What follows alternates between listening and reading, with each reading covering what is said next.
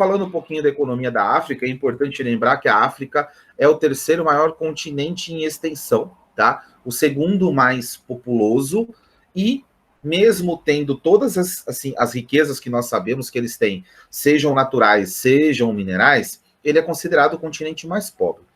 O continente africano ele tem 1% do PIB do mundo, e um terço dos habitantes da África vivem mais ou menos aí com menos de $1 por dia.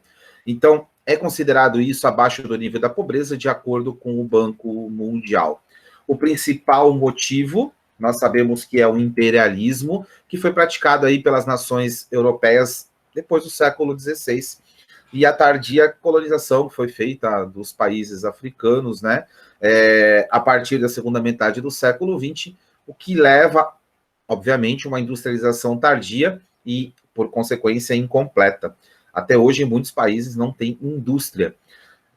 Existem fatores de conflitos armados que são importantes também para que nós possamos entender a economia da África, técnicas atrasadas, hora de plantio, hora de indústria, mão de obra que não é qualificada, e isso vai dificultar o desenvolvimento do continente africano.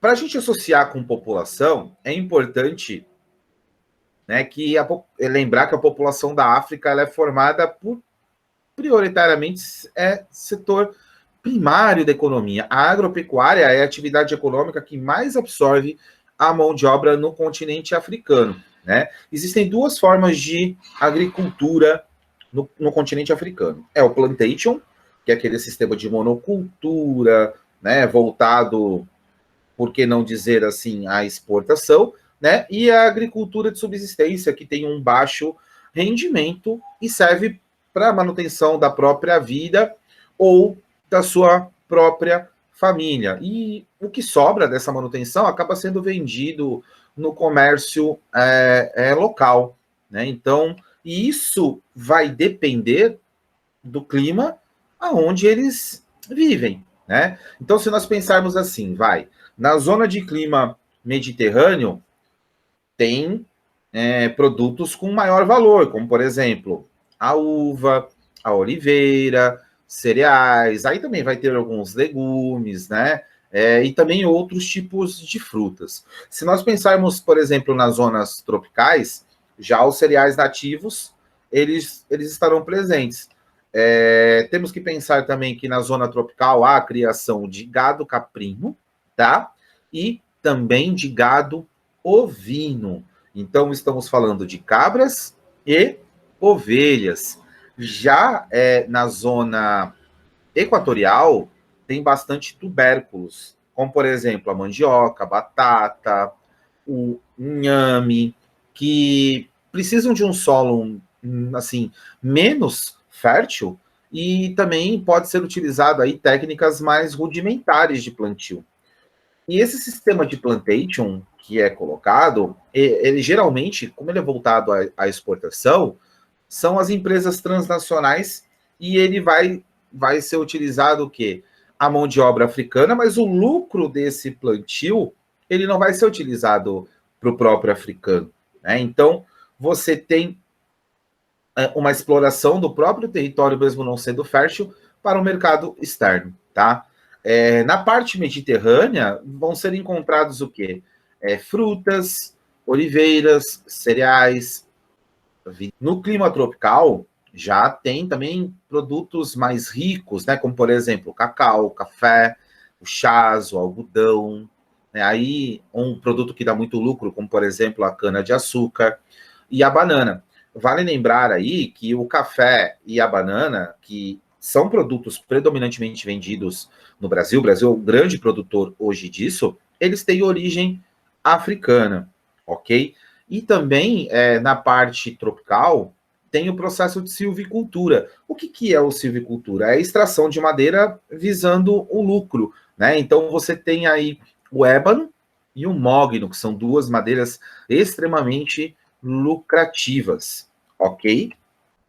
Independente de qualquer coisa, a principal atividade econômica no continente africano é o extrativismo mineral. Aí você pega Angola, Nigéria, Mauritânia, Líbia, África do Sul, República Democrática do Congo, né? Tem, só para vocês entenderem aí, metade das exportações vem de minerais, né? Os minerais que são encontrados, urânio, né? O urânio é bem encontrado, por exemplo, Níger, que é um país bem pobre, né? Então tem o urânio ali.